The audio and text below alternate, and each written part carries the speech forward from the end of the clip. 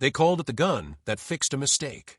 A 13-round miracle, born to outmatch every pistol on the battlefield. But when the world went to war, that miracle had a secret.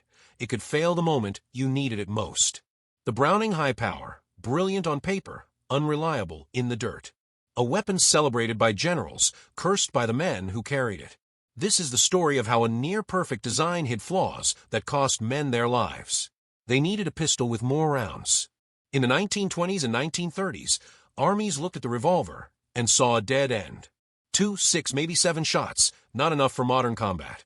The French issued a clear demand, a service pistol that was compact, robust, and carried more ammunition.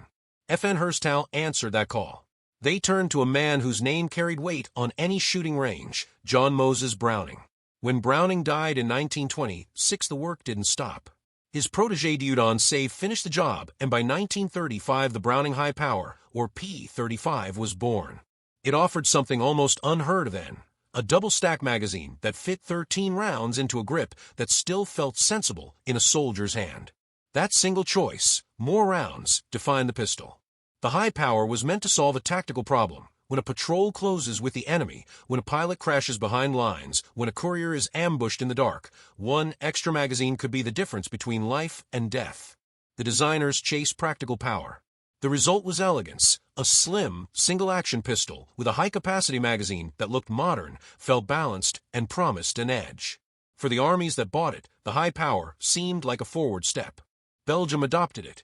It was marketed across Europe. Contracts followed. But history bent in a different direction. When Germany occupied Belgium in 1940, the FN factory fell under Wehrmacht control. The German army took many high powers and stamped them with German markings, the Pistol 640B. Simultaneously, plans and tooling were moved and copied to keep Allied production going.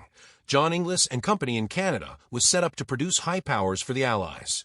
2 separate wartime origins, Belgian production under occupation and Canadian production for the Allies, would matter later.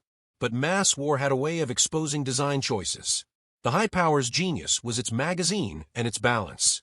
Its weakness would come from how it was made, who made it, and where it was used. On paper, the High Power was the right gun at the right time. It used a locked breech short recoil system, more forgiving with high-pressure 9 by 19 mm rounds than a simple blowback design.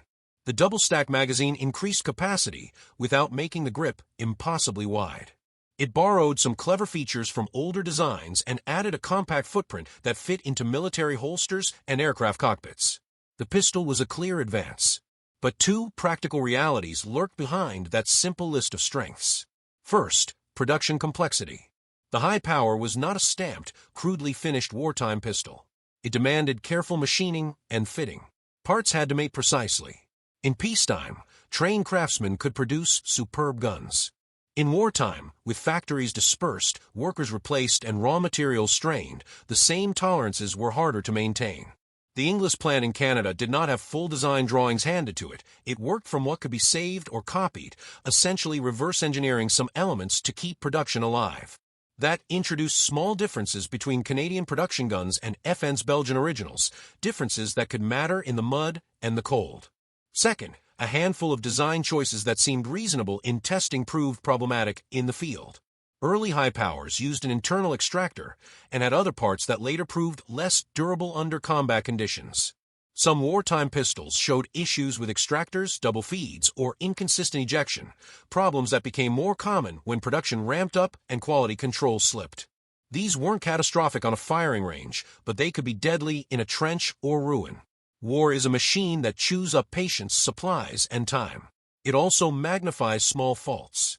The High Power's tight feeds and its sensitive magazine interface demanded clean springs, solid followers, and precise feed lips. When ammunition quality dropped, when the magazine springs fatigued, or when a gun was assembled from a mix of parts in improvised plant, those small tolerances turned into chronic malfunctions.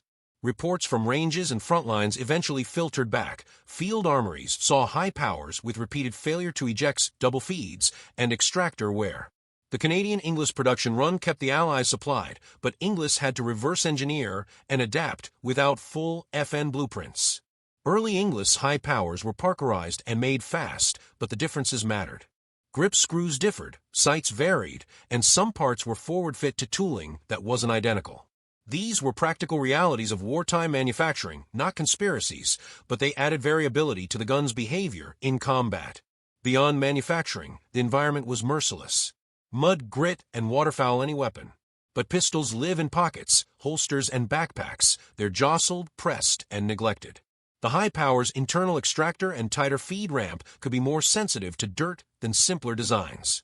Where a field-maintained revolver or a looser tolerance pistol might still function, a high power could stall. In intense close combat, stalling is more than inconvenience, it's lethal. Men in the trenches were pragmatic. They wanted a pistol that would work when the bolt failed, when the rifle jammed, when the house-to-house fight closed in. They wanted reliability under fire. Many of them valued magazine capacity, but not at the cost of functioning. A gun that holds 13 rounds is useless if the second and third rounds try to enter simultaneously, or if spent cases won't clear the chamber. Veterans' accounts and service reports from the war show a pattern. Admiration for the high power's balance and feel, joined with frustration at intermittent feed problems and sensitivity to poor maintenance. Allied armies, fighting across cold Russia and muddy France, had to weigh trade-offs. The high power offered a modern solution and psychological edge, more bullets, a slimmer grip than most double-stack pistols. That made it desirable to pilots, paratroopers, special units, and officers. But the average infantryman, who faced grime, rushed cleaning, and mixed ammunition, often preferred a pistol that tolerated neglect. In many frontline units, captured enemy pistols or simpler Allied pistols became the tools men trusted more. The high power entered World War II as a cutting-edge sidearm. It came out of peacetime thinking and excellent engineering. But the war forced it into places neither inventor nor manufacturer could fully foresee. The combination of production variants, design sensitivity, and brutal field conditions seeded problems that would later show up as jams, double feeds, and a reputation for unreliability among some units. The stage was set. The glory of the high power would meet the grind of war. In the next part we go inside the battle. Soldier-level accounts of malfunctions, the numbers that matter when a pistol becomes a life-or-death tool, and the battlefield consequences that forced armies to rethink sidearm design. We'll also follow what happened after the war, whether the high power was replaced, refined, or forgiven. It looked perfect on paper. The Browning high power, sleek, modern, deadly. But beneath the shine was a truth soldiers only learned the hard way, when their lives depended on it. The Browning high power had one major promise: firepower. 15 rounds, that was revolutionary in an age where most sidearms carried 7 or 8. But on the battlefield, numbers mean nothing if the gun jams before the 10th shot. The high power was engineered with tight tolerances, precise machining that made it accurate and reliable in controlled environments. But war doesn't care about control. In North Africa, the fine sand got into every crevice. In Italy, the mud clotted its slide. In the cold fields of the Ardennes, lubrication froze solid. In short, the high power was too perfect for an imperfect world. Where the Luger P-08 had been complex and over-engineered, the high power was supposed to be its successor, simpler, more efficient. But even it suffered the same curse: precision turned liability. A single speck of dirt could lock the slide, a dented magazine could miss feed, and the grip, designed for a man with large hands, proved too wide for many soldiers. Before the war, the high power was a Belgian creation, born in F.N. Herstal's factory, just as Europe was sliding into chaos. When Germany invaded Belgium in 1940, they didn't destroy the plant. They took it. F.N.'s factory workers were forced to produce the very weapons that would be used against the Allies. Meanwhile, John Browning's original design plans, his final masterpiece before his death, were smuggled out to Canada, where the Allies would start producing their own versions at the Inglis plant. So there were two high powers fighting in the same war. One stamped with Nazi eagles, the other with Allied markings. Identical in design, enemies in ideology. It's one of the strangest ironies of the Second World War. German paratroopers carrying Belgian-made high powers, while British commandos stormed Normandy beaches with Canadian-made ones, both tracing their origins to an American inventor. The same weapon that freed men was used to enslave others. By 1943, the Browning high power had made its name among elite troops, the British SAS, Canadian paratroopers, and later, the Chinese nationalists under Lend-Lease. They loved its capacity, its punch, its balance. But it came at a cost. The high power fired the 9mm Parabellum cartridge, a round, fast and flat, but with a violent recoil in that light steel frame. In close combat, the muzzle rise meant slower follow-up shots. In the hands of a nervous conscript, accuracy went out the window after the first 2 rounds. Its magazine release was sensitive, too sensitive. More than one soldier lost his magazine crawling through mud or diving for cover. And when you lose your magazine, the high power becomes nothing more than dead weight. Then there was the trigger. Smooth when clean, but heavy under grit. It demanded maintenance that the battlefield rarely allowed. It was a weapon that required care, and war offers none. The high power was not just a machine. It was part of men's survival calculus. When things went wrong, it wasn't statistics, it was bodies. At Arnhem, in 1944, a British officer was cut off behind enemy lines. When his Sten gun jammed, he turned to his high power. 3 shots fired clean, then a failure to feed. He cleared it, another jam. He was killed before the next shot left the barrel. Reports like these circulated quietly. The weapon was admired, but not trusted blindly. It was accurate. It was powerful. But reliability was never guaranteed. Soldiers had a saying, the high power will save your life. Once. Both sides used it, both sides cursed it. German Fallschirmjäger carried FN-made high powers through the Mediterranean campaigns. They praised its balance but complained about the thin bluing wearing off under harsh conditions. Allied troops, meanwhile, had the same weapon from Canadian factories, often with minor production shortcuts due to wartime pressure. Sometimes, parts between the two didn't even fit. The Germans had modified tolerances. The Canadians simplified them. Soldiers learned the hard way. Swapping parts from a captured pistol could make your own weapon unreliable. In a war where every second mattered, that could be fatal. Narrator, reflective tone. War doesn't forgive engineering purity. It rewards what keeps you alive. That's why the rugged Colt 1911, old, heavy, loud, remained the American soldier's best friend. It wasn't pretty, but it always fired. The Browning high power? It was the weapon you wanted before the shooting started.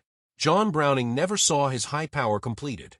He died in 1926, before it entered production. His assistant, Dieudonne Save, finished the work, pushing Browning's vision of a high-capacity, reliable semi-automatic sidearm. But in many ways, the gun reflected Browning's contradictions. He wanted perfection, precision, efficiency. Yet war rewards simplicity, brutality, and function over finesse. The high power was his last whisper to the world, and the world responded with blood and mud. When the war ended, the Browning high power didn't vanish. It thrived. Over the next 50 years, it became the sidearm of more than 90 countries, from Britain to India, from Israel to Indonesia. It outlived the war that made it infamous. But its flaws never really disappeared. Soldiers in the Korean War still complained about sensitivity to dirt. Troops in Vietnam still cursed the stiff safety lever and small sights. Yet there was something about it, a strange affection that survived generations. Maybe it was the design, or the balance, or simply the legend. The Browning high power was both a masterpiece and a mistake, a weapon too refined for the chaos it was born into. Its influence, however, changed everything. Modern pistols like the Glock 17, the SIG P226, and the Beretta 92 all trace their lineage back to Browning's final blueprint. The double-stack magazine, the streamlined frame, all of it began here. The high power was the bridge between the old world and the modern one. Today, collectors call it a classic. Historians call it revolutionary. But veterans, the ones who carried it, remember something else. A weapon that could save your life or seal your fate. A piece of steel that demanded respect, and sometimes too much of it. Every weapon tells a story.